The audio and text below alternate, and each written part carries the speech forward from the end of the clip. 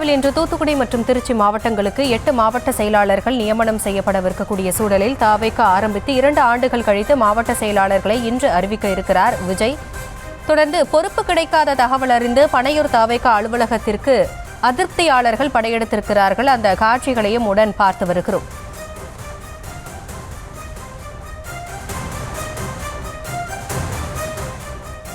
இதுகுறித்த விவரங்களோடு நேரலையில் இணைந்திருக்கிறார் நம்முடைய செய்தியாளர் ஜெரி. அவரிடம் பேசலாம். ஜெரி, வணக்கம். கிட்டத்தட்ட 2 வருஷம் கழிச்சு இன்னைக்கு மாவட்ட பொறுப்பாளர்கள் தூத்துக்குடி மற்றும் திருச்சிக்கு நியமிக்கப்பட இருக்கிறார்கள். இதில் என்ன குழப்பம் ஏற்பட்டு இருக்கிறது? கள நிலவரம் என்னவாக இருக்கிறது?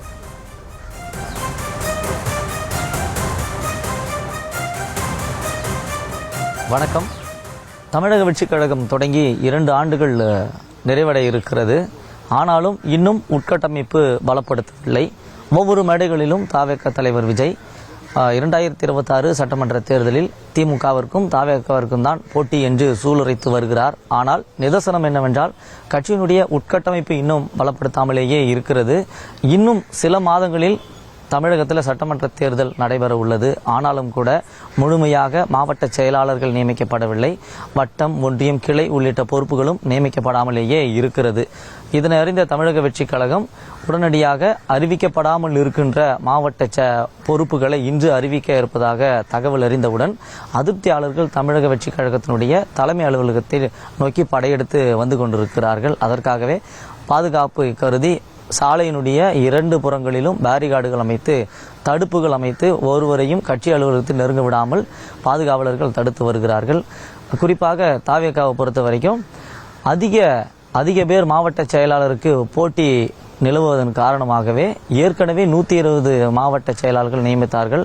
அதனை இன்னும் அதிகப்படுத்துவதற்காக பணிகள் மேற்கொள்ளப்பட்டு வந்தது. இன்று தூத்துக்குடி, திருச்சி மற்றும் மதுரையில் சில மாவட்டங்களிலும் இன்று அறிவிக்கப்பட போவதாகவும் கூறப்படுகிறது. யாருக்கெல்லாம் பதவி கிடைக்கவில்லையோ அவர்களுடைய ஆதரவாளர்கள் தற்பொழுது பனையூர் அலுவலகத்தை நோக்கி வந்த வண்ணமே இருக்கிறார்கள். தேர்தலுக்கு இன்னும் சில மாதங்களே இருக்கிறது. எனினும் கூட அறிவிக்கப்படாத மாவட்டங்களிலும் அறிவிக்கப்பட்ட மாவட்டங்களில் எந்த அளவுக்கு பணிகள் மேற்கொள்ளப்பட்டு வருகிறதோ அதே அளவுக்கு அறிவிக்கப்படாத மாவட்டங்களிலும் பணிகளை மேற்கொண்டுதான் வருகிறார்கள். எனவே அதிகப்படியான பணிகளை மேற்கொண்டு வந்தாலும் கூட சில காரணங்களை மேற்கோள் காட்டி எங்களுக்கு பதவி வழங்கவில்லை என்று முறையிடுவதற்காக தற்பொழுது அதிருப்தியாளர்கள் தமிழக வெற்றிக் கழக தலைமை அலுவலகத்தை நோக்கி வந்து கொண்டிருக்கிறார்கள். அதிலும் குறிப்பாக தூத்துக்குடியை பொறுத்த வரைக்கும் 6 சட்டமன்ற தொகுதி. பொதுவாக தாவேகாவில் 2 சட்டமன்ற தொகுதிக்கு 1 மாவட்ட செயலாளர்கள் என்று அறிவிக்கப்பட்டு வந்தது. ஆனால் தூத்துக்குடியே அதிகப்படியான போட்டி நிலவுவதன் காரணமாக 6 சட்டமன்ற தொகுதிகளுக்கு 6 மாவட்ட செயலாளர்கள் நியமிக்கப்பட இருக்கிறது. ஸ்ரீவைகுண்டம் மட்டும் இன்னும் அதிகப்படியான பிரச்சனை இருப்பதால் அந்த ஒரு தொகுதியை தவிர்த்து மீதமுள்ள 5 தொகுதிகளுக்கு 5 மாவட்ட செயலாளர்கள் இன்று விஜய் அறிவிக்க இருக்கிறார். எனவே அந்த 5 சட்டமன்ற தொகுதிகளிலிருந்தும் அதிருப்தியாளர்கள் தற்பொழுது பனையூர் அலுவலகத்தை நோக்கி வந்து கொண்டிருக்கிறார்கள்.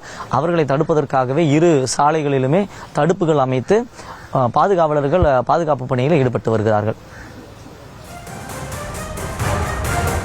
தற்போதைய விவரங்களுக்கு நன்றி.